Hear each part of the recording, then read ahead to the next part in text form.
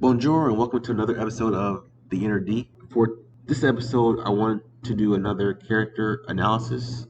I want to talk about someone who's not a hero, not the obvious good guy, but someone complicated.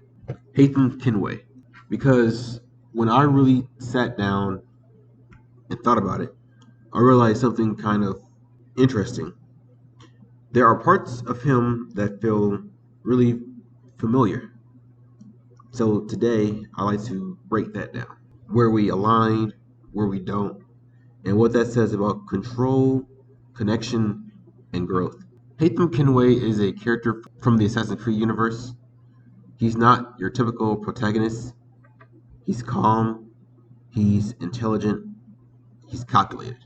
He walks into a room and doesn't need to say much because he's already analyzed everything. But here's the twist. He's actually not an assassin.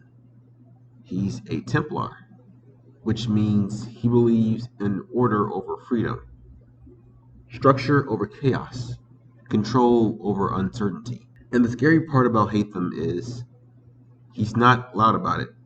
He doesn't feel evil, he feels reasonable. And that's what makes him dangerous. Because he genuinely believes he's doing the right thing. Now to where I see myself in him. The first thing, observation. Haytham doesn't rush into situations. He watches, he studies, he reads people. And if I'm being honest, that's me, 100%.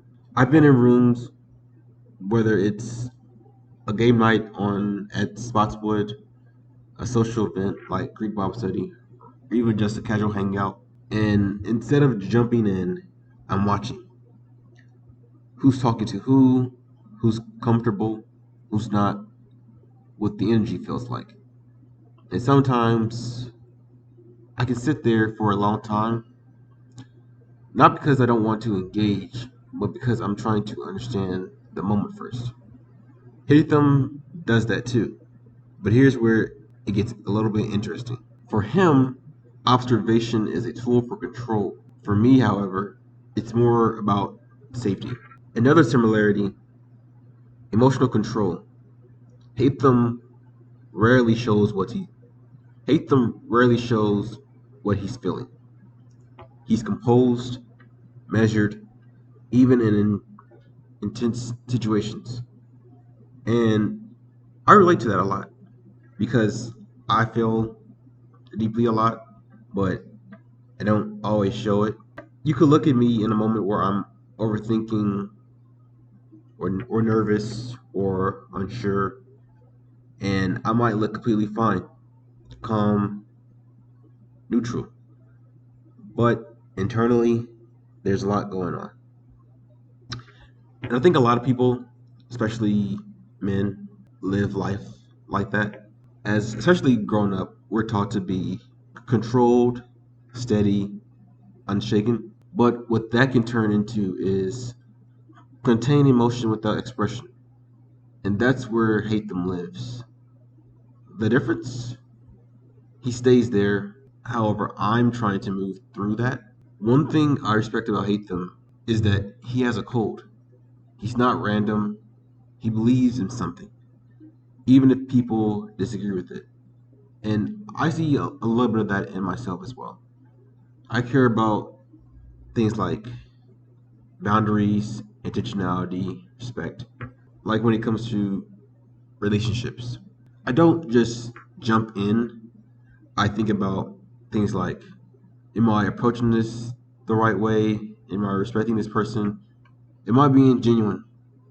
That's a code. That's structure. But here's the difference. His code is about order over people. Mine is about people within order. And I would say that's the biggest difference. Haytham chooses control. I choose, or at least want, connection. He prioritizes outcomes, power, influence, keeping things in line. But me, I care about things like emotional connection, relationships, and just understanding in the general aspect. And ironically, that's also what slows me down because when you care about connection, or at least the way I do, you start thinking things like, what if I mess this up? What if I make it awkward? What if they don't feel the same way?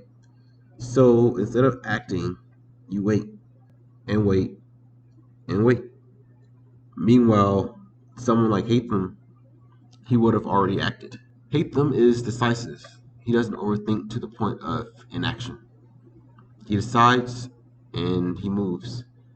Me, I think, and I think about my thinking, and I think about how my thinking might affect the outcome. And then I don't move.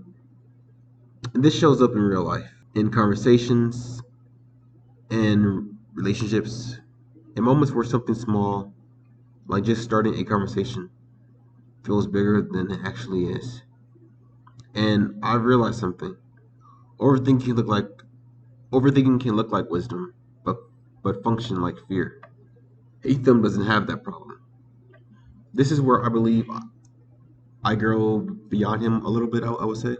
Haytham struggles with empathy.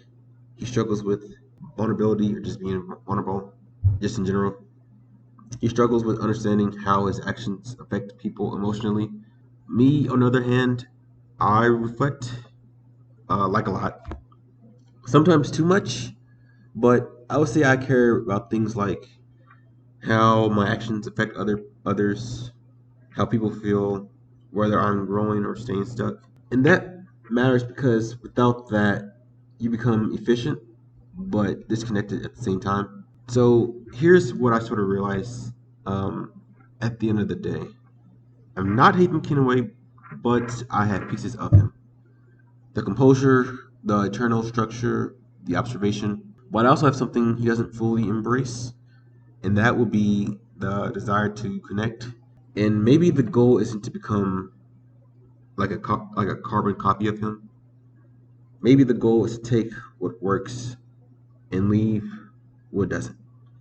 If there's one thing I can take from Haytham, it's this: if something matters, act, not flawlessly, and definitely not perfectly.